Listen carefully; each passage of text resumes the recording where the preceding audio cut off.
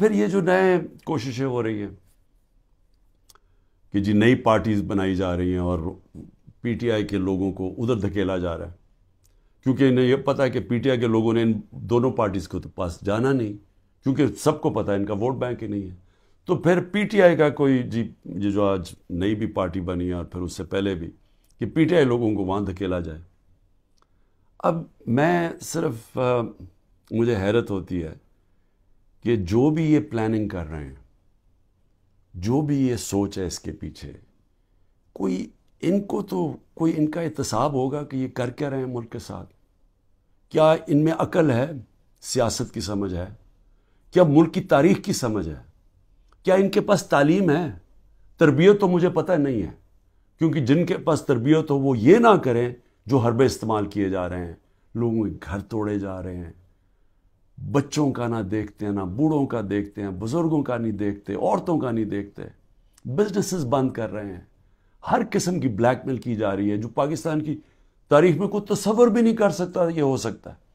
کسی پاکستان کی political party کے ساتھ آج تک وہ نہیں ہوا جو آج ہمارے ساتھ کیا جا رہا ہے، اور ان لوگوں کو دھکیلا جا رہا ہے بلیک میل کر کے کہ وہ اس پارٹی میں چلے جاؤ اور اس پارٹی میں چلے جاؤ. اور لوگوں کی شکلیں دیکھیں جو جا رہے ہیں ان پارٹیز میں، وہ ایسے لگ رہا ہے کہ جیسے لوگوں کو دھکیل رہے ہیں پھانسی دینے کے لیے، یعنی وہ اپنی خودکشی کرنے جا رہے ہیں. یہ ایسے لگ رہا ہے، وہ خوشی سے نہیں جا رہے. جب لوگوں کو لے کے اس طرح لے کے جا رہے ہیں بلیک میل کر کے، زیادہ تر بلیک میل کر رہے ہیں، اور ان ساروں کو کئی تو دو میں دیکھ رہا تھا جیل سے سیدھا وہاں لے گئے ہیں. تو وہ کیوں اس طرح ان کی شکلوں میں خوشی کیوں نہیں ہے؟ کیونکہ ان کو پتہ ہے کہ ان کی سیاسی موت ہے. ان کو پتہ ہے کہ پبلک نے ان کو ووٹ نہیں کرنا. اور اگر کسی کو شک ہے تو یہ انشاءاللہ جب بھی، اب تو الیکشن لگ رہا ہے کہ انشاءاللہ ہو ہی جائیں گے، وہ جب بھی الیکشن ہوں گے تو آپ کو نظر آ جائے گا کہ لوگوں نے ووٹ کس کو ڈالنی. لیکن میں تو وہ سوچ رہا ہوں کہ کیا لوگوں کو جو یہ کر رہے ہیں پیچھے بیٹھ کے، جو برینز بیٹھی ہوئی ہیں، کیا ان کو سمجھ نہیں آ رہی کہ گراؤنڈ کے اوپر سچویشن ہے کیا آج پاکستان میں؟ کیا ان کو یہ نہیں پتا کہ یہ پہلی دفعہ 1970 کے بعد پاکستان میں یہ ماحول بنا ہے کہ نظریہ، پہلی دفعہ نظریاتی پولیٹکس ہو رہی ہے. ووٹر نے نظریے کے اوپر ووٹ ڈال لی ہیں، شخصیتیں ختم ہی ہو گئی ہیں. آپ جو مرضی کر لیں کہ جتنے جو 1970 میں کیا ہوا تھا، بڑے بڑے نام تھے، ایسے نام تھے کہ انہوں نے کہا ہمیں کیمپین کرنے کی ضرورت نہیں ہے 1970 میں. تو ایک دم نظریہ ویسٹ پاکستان میں آیا اور 84 سیٹیں جیت گیا 137 میں سے ذوالفقار علی بھٹو. لیکن اس سے بڑا جو سیلاب آیا وہ اس پاکستان میں آیا. میرے خیال میں 168 میں سے 162 سیٹیں جیت گیا مجیب الرحمان. اور وہ کیا چاہ رہا تھا؟ انصاف چاہ رہا تھا. وہ بھی حقیقی آزادی کی بات کر رہا تھا. وہ بھی یہ کہہ رہا تھا کہ ہمیں جو ہمارا حق ہے وہ نہیں مل رہا، ہم آزاد نہیں ہیں. جو کہ آج یہ 27 سال سے تحریک انصاف کہہ رہی ہے، انصاف کی تحریک، کہ انصاف انسانوں کو آزاد کرتا ہے. تو وہ بھی یہی کہہ رہا تھا. وہ اس وقت پاکستان سے علیحدہ نہیں ہونا چاہتا تھا.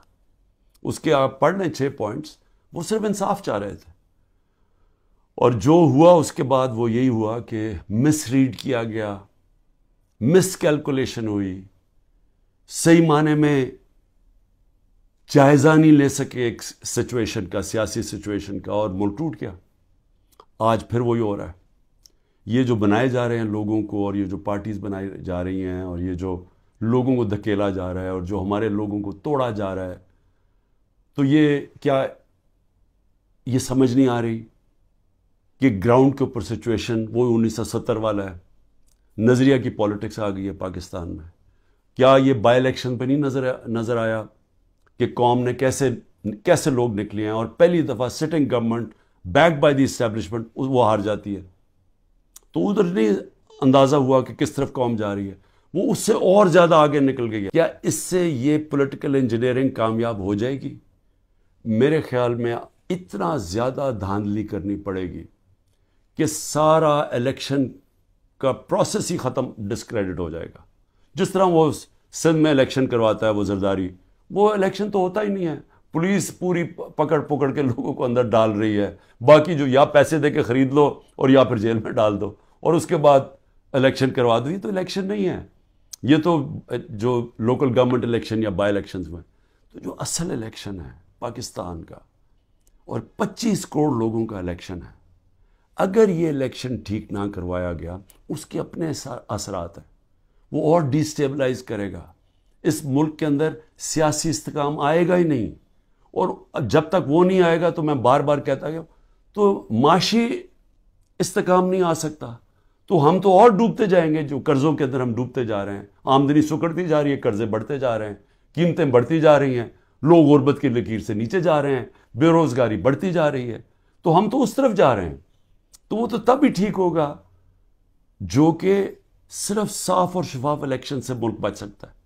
لیکن اسٹیبلشمنٹ دوسری طرف لے کے جا رہی ہے، چھوٹی چھوٹی پاکستان میں پارٹیز چھوٹی چھوٹی لے آئیں، پلان تو یہ ہے کہ وہ ہر کسی کو تھوڑی تھوڑی سیٹیں دلوا دیں، وہ سارے اوپر، اور اوپر سے پھر اسٹیبلشمنٹ کنٹرول کرے گی پاکستان کو، تو اس سے تو ملک ٹھیک نہیں ہونے لگا۔